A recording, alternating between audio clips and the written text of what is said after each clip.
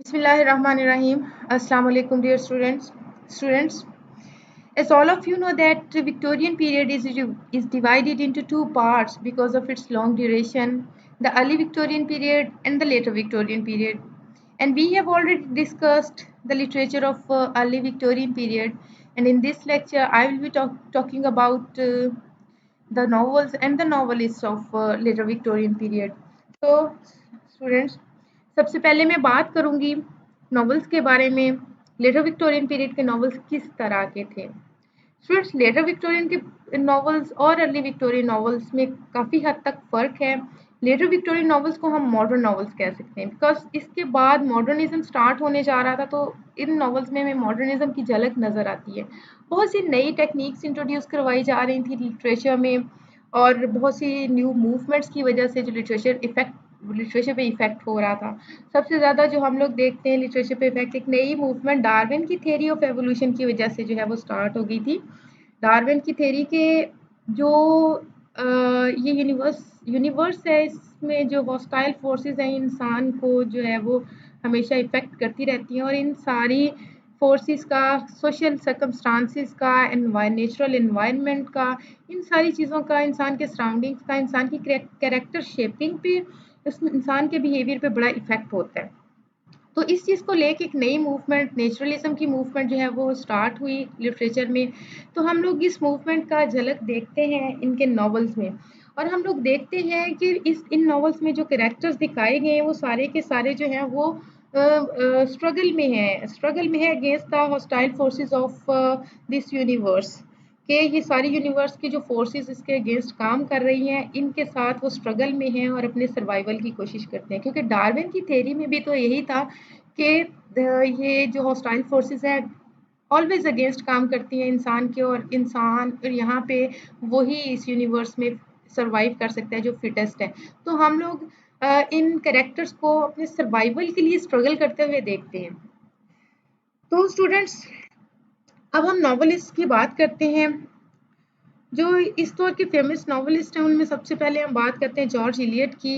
ये 1819 में पैदा हुई और 1880 में ये इनकी डेथ हो गई। इनका रियल नेम मैरियन और मैरियन था, ठीक है।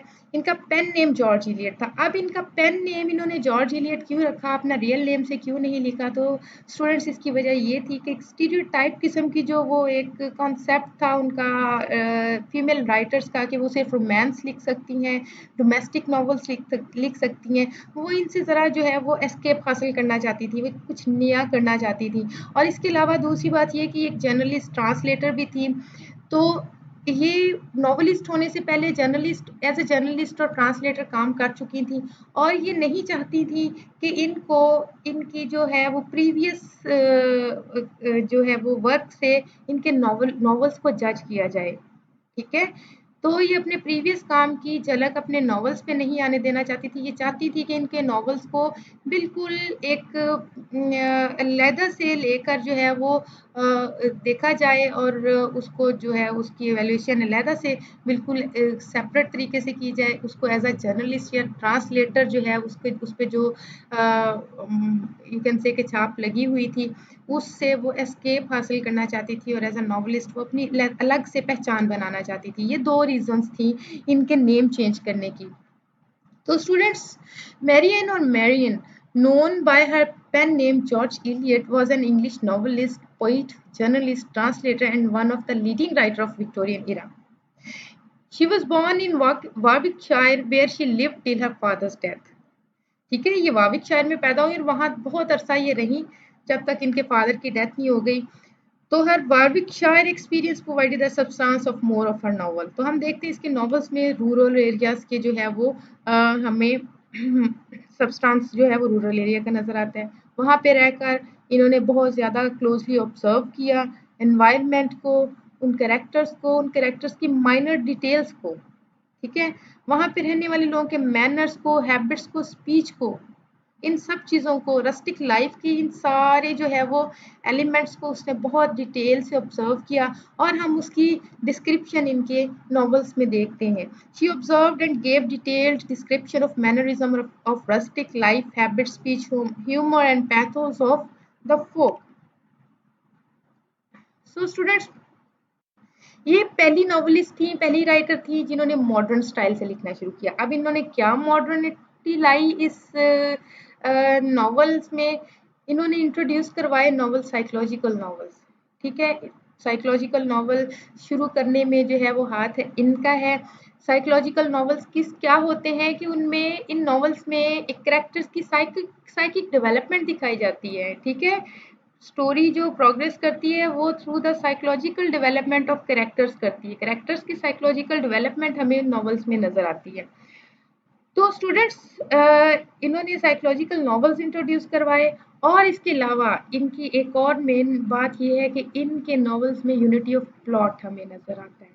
ठीक है, यूनिटी ऑफ प्लॉट नजर आता है। इनसे पहले जो है वो नॉवेल्स में प्लॉट की यूनिटी नहीं होती थी, तो इन्होंने जो है वो यूनिटी ऑफ प्लॉट इंट्रोड्यूस करवाया, उसको फोकस किया और इस चीज़ का ख्याल रखा कि प्लॉट एक ऑर्गेनिक होल होता है। ठीक है, इनके नॉवेल्स में हमें बहुत सारी स्टोरीज, एक एक नॉवल में बहुत सारी जो है वो शॉर्ट स्टोरीज टाइप नजर आती हैं। एक नॉवेल्स में बहुत सी स्टोरीज पैरेलल चल रही होती हैं, लेकिन उनका अल्टीमेटली जो रिलेशनशिप होता है, उनके मेन जो है थीम, मेन प्लॉट से वो सारी की सारी जो है वो कनेक्टेड होती हैं। तो यूनिटी ऑफ प्लॉट हमें नजर आता है। She played a role of preacher and moralist, और इसके अलावा इन्होंने अपने जो नॉवेल्स के थ्रू जो है मोरालिटीज को भी प्रीच किया। नॉवेल्स को आर्ट फॉर आर्ट सेक की तरह से काम नहीं किया, उनके नॉवेल्स में मोरालिटी का हमें आंसर नजर आता है। सो स्टूडेंट्स, इनके मेजर वर्क्स में हैं, she wrote 7 novels. Adam Bede सबसे जो इनका बहुत ज़्यादा फेमस नॉवल है, Adam Bede, the Mill on the Floss, Silas Marner, Romola, Felix Holt, the Radical, Middlemarch and Daniel Deronda. ठीक है, ये इसके मेजर वर्क्स में है। तो स्टूडेंट्स, अब हम लोग आगे बात करते हैं जॉर्ज मेरिडिथ की, जो 1829 में पैदा हुए और 1909 तक इनकी जो है वो जिंदगी रही। तो स्टूडेंट्स, ये किस लिए जाने माने जाते हैं? ये अपने बहुत ज़्यादा इंटीरियर मोनोलॉग जो इन्होंने यूज़ किया अपनी राइटिंग्स में, अपने नॉवेल्स में, extensive use of interior monologue की वजह से जाने जाते हैं। और यही इंटीरियर मोनोलॉग जो था वो आगे जाके बुनियाद बना जेम्स जॉयस की स्ट्रीम ऑफ कॉन्शियसनेस टेक्निक का। ठीक है, इंटीरियर मोनोलॉग क्या होता है? जो इंसान खुद से मोनोलॉग, उसके खुद कलामी जो होती है, ठीक है, उसकी अंदरूनी खुद कलामी जो होती है। अब वो इस चीज़ को बुनियाद बना के जो इस चीज़ से कॉन्सेप्ट लेके एक स्ट्रीम ऑफ कॉन्शियसनेस टेक्निक जो है वो चली नॉवेल्स में, जो जेम्स जॉयस ने, वर्जीनिया वुल्फ ने, इन सब ने अपने नॉवेल्स में यूज़ की। इसीलिए कहा जाता है कि ये जो है वो लेटर विक्टोरियन पीरियड के नॉवल जो हैं ये बेस थे मॉडर्न नॉवेल्स की। इनको मॉडर्न नॉवेल्स की जो है वो बेस कहा जाता है। स्टार्ट मॉडर्निज्म का स्टार्ट यहाँ से हो चुका था इनके नॉवल से। तो स्ट्रीम ऑफ कॉन्शियसनेस का मैं आपको थोड़ा सा बता दूं student. Stream of consciousness technique ये होती है कि स्टोरी प्रोसेस करती है through the thoughts of through the flux of thoughts of the character. Character के जहन में जो फ्लक्स चल रहा होता है थॉट्स का, जो सोचों का बहाव होता है, राइटर उन सोचों के बहाव को एज इट इज ट्रांसक्राइब करता जाता है और स्टोरी इस तरह प्रोग्रेस करती जाती है। ठीक है, writer directly transcribe the thoughts, flux of thought of the character. ठीक है, तो थॉट्स के थ्रू जो स्टोरी प्रोग्रेस करती है, इसको हम लोग स्ट्रीम ऑफ कॉन्शियसनेस टेक्निक कहते हैं।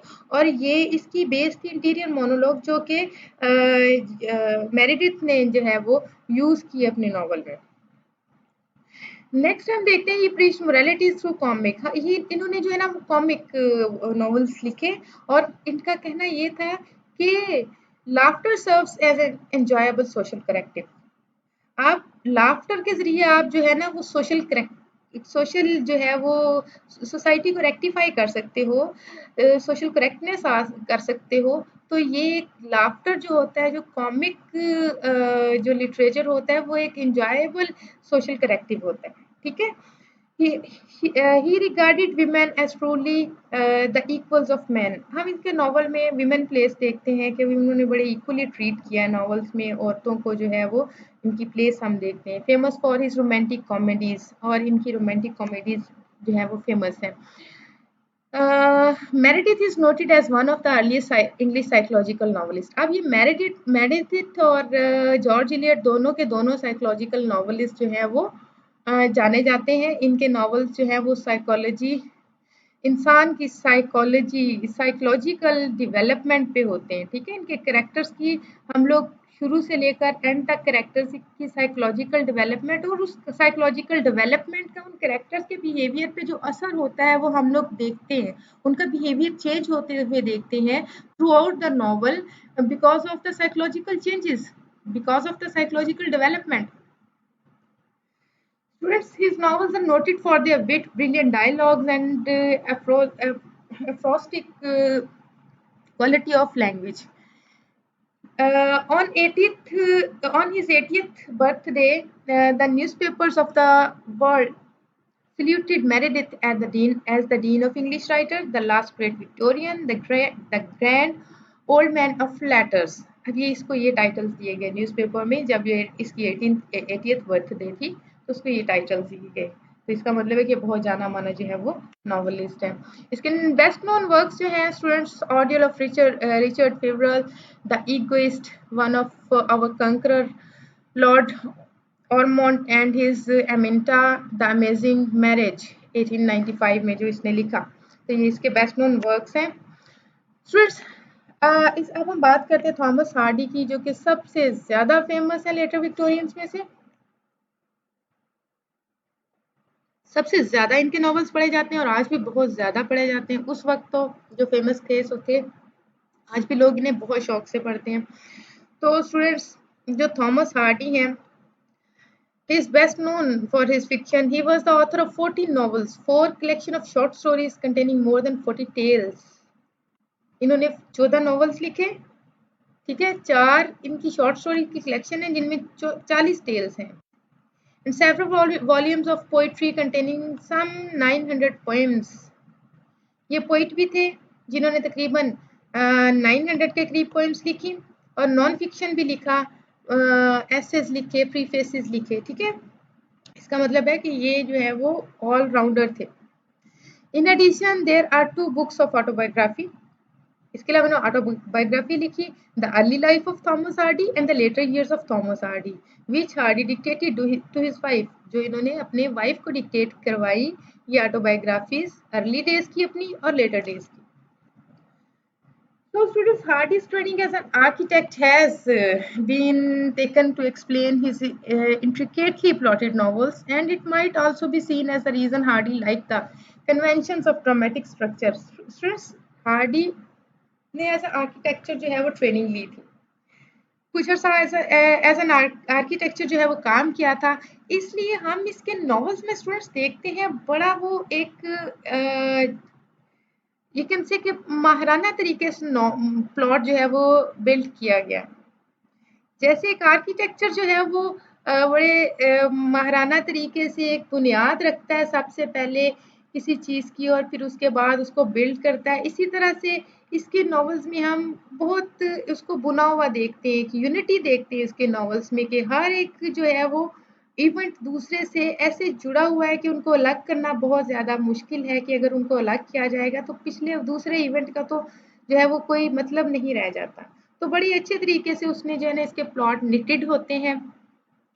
Hardy's fiction is also is recognized for its portrayal of rural southwestern England, vividly and lovingly represented in his fictional region called Wessex. इसके जो है स्टूडेंट्स, इसका जो अपना रीजन था जहाँ पे ये पला बढ़ा और पैदा हुआ, साउथ वेस्टर्न इंग्लैंड जो है उसका हम इसकी रिप्रेजेंटेशन इसके नॉवेल्स में देखते हैं। इसके नॉवेल्स को हम लोग वेसेक्स उसका फिक्शनल नेम है, साउथ वेस्टर्न इंग्लैंड का ये फिक्शनल नेम जो है इससे वेसेक्स रखा, और इसका हम लोग इसके नॉवेल्स को वेसेक्स नॉवेल्स भी कहा जाता है। रीजनल नॉवेल्स, इसको रीजनल नॉवेलिस्ट भी कहा जाता है, क्योंकि इसने इतनी डिटेल से इस एरिया की, इस रीजन की डिस्क्रिप्शन दी है, एक एक बात की, उसकी हवाओं की, उसके उसमें बहने वाली नदियों की और उसमें गाने वाले परिंदों की, हर परिंदे की अलग अलग आवाज़ से जैसे वो बहुत अच्छी तरह से फेमिलियर हो, जैसे उसने छोटी से छोटी चीज़ और बड़ी से बड़ी चीज़ को बहुत क्लोजली ऑब्जर्व किया हो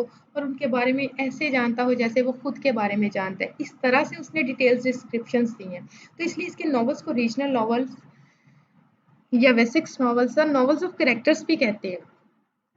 अब लिटरेरी थीम्स जो है इसके नॉवेल्स में हमें नजर आते हैं। Considered a Victorian realist, Hardy examines the social constraint on the lives of those living in Victorian England and criticizes those beliefs, especially those relating to marriage, education, religion, that limited people's lives and caused unhappiness. Student ये Victorian age का realist माना जाता है क्योंकि इसमें social जो constraint थे लोगों की जिंदगियों पर, उस वक्त के लोगों की जिंदगियों पर, उनको जो है ऑब्जर्व किया और क्रिटिसाइज किया उन सारी बिलीव्स को और ख़ास तौर पे उन बिलीव्स को जो मैरिज, एजुकेशन और रिलीजन से रिलेटेड थे जिनकी वजह से लोगों की ज़िंदगियाँ जो है वो बदहाली का शिकार थी, जिनकी वजह से लोग खुश नहीं हो पाते थे। उन रिस्ट्रिक्शंस को जो रिस्ट्रिक्शंस लोगों पे थी उन वो जो रिस्ट्रिक्शन जिनकी वजह से लोग बाउंड थे और खुल के ज़िंदगी नहीं जी सकते थे, ठीक है? उन सारी चीज़ों को एग्जामिन किया और उनको पॉइंट आउट किया एज अ रियलिस्ट। उसने इन चीज़ों को जो है देखा और पॉइंट आउट किया। फेट और chance is another important thing. Hardy's characters often encounter cross roads on a journey, a junction that offers alternative physical destinations. अब स्टूडेंट्स हार्डी के नॉवेल्स की ना सबसे खास बात ये है कि इसके नॉवेल्स में फेट और चांस का रोल जो है वो बहुत ज्यादा है। इसके कैरेक्टर्स जो है ना उनको हमेशा जो है वो के क्रॉस रोड मिलती है जिसके ऊपर इनको जो है वो अल्टरनेट रास्ते मिलते हैं कि वो इस रास्ते पे भी जा सकते हैं, इस रास्ते पे भी जा सकते हैं और उनकी कोशिश होती है कि वो चूज़ करेंगे जिस पे वो उनको बेहतर डेस्टिनेशन मिल जाए। लेकिन ऐसा होता है कि उनकी किस्मत उनके साथ फिर हाथ कर जाती है या चांस उनके साथ कुछ ऐसा होता है कि वो अपनी बेहतरीन चॉइस के बावजूद जो है वो अल्टीमेट अपने एंड की तरफ चले जाते हैं, यानी कि फैटल एंड की तरफ, यानी कि वो अपनी ट्रेजेडी की तरफ चले जाते हैं।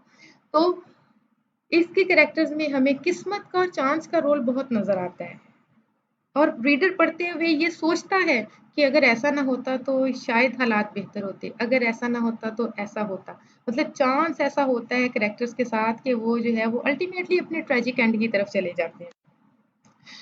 आयरनी ऑफ लाइफ जो है इसके नॉवेल्स का बड़ा इंपॉर्टेंट एलिमेंट है। स्टूडेंट्स आयरनी ऑफ लाइफ क्या है कि जिंदगी में हमें जो हम चाहते हैं वो नहीं मिलता। ये हार्डी का जो है कॉन्सेप्ट है कि जो जिंदगी में हम चाहते हैं वो हमें नहीं मिलता, जो उसने अपने नॉवेल्स में जो है वो इम्प्लीमेंट किया है कॉन्सेप्ट, जो उसके कैरेक्टर्स के थ्रू हमें पता चलता है कि जो जिंदगी में हमें चाहिए वो हमें नहीं मिलता और अगर हमें मिलता है तो वो वक्त पे नहीं मिलता है, वो वक्त नहीं होता है, वक्त गुजर चुका होता है और उसकी कोई वक़्त नहीं होती, फिर उसकी ज़रूरत नहीं रहती।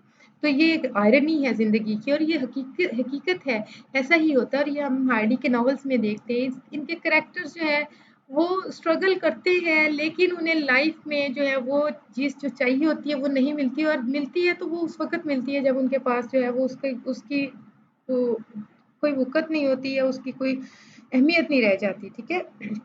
In Hardy's fiction, the natural world is often described in great detail, rendering it more significant than a mere setting against which the narrative unfolds. Hardy establishes a reciprocal relationship between environment and character. Students, हमें जो Darwin की theories के जो है वो true sense में implementation जो नज़र आती है ना वो हार्डी के नॉवेल्स में नज़र आती है। हम हार्डी के नॉवेल्स में इन्वायरमेंट और कैरेक्टर को एक दूसरे के साथ रिलेशनशिप में देखते हैं, ठीक है? कि कैरेक्टर जो है जहाँ पे वो कैरेक्टर रह रहा है और वहाँ का एनवायरनमेंट कैसा है और उस एनवायरनमेंट का उस कैरेक्टर पे क्या असर पड़ा है, वो अकॉर्डिंगली उस एनवायरनमेंट के अकॉर्डिंगली जो है वो बिहेव करता है और उसके वो जो एक्ट है according to the environment, according to the social conditions, according to the surroundings, वो जो उसका एक्ट है वो उसकी ट्रेजेडी का या उसकी जो है वो हैप्पीनेस का बायस बनता है। तो हम ये देखते हैं कैरेक्टर जो है हार्डी के नॉवेल्स में अंडर इन्फ्लुएंस है, एनवायरनमेंट के अंडर इन्फ्लुएंस नजर आता है हमें। Hardy's emphasis on environment demonstrates the influence of Darwinian theory.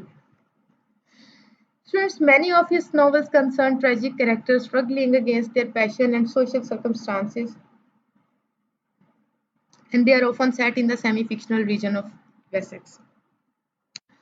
Students इसके मेजर वर्क्स में क्या है?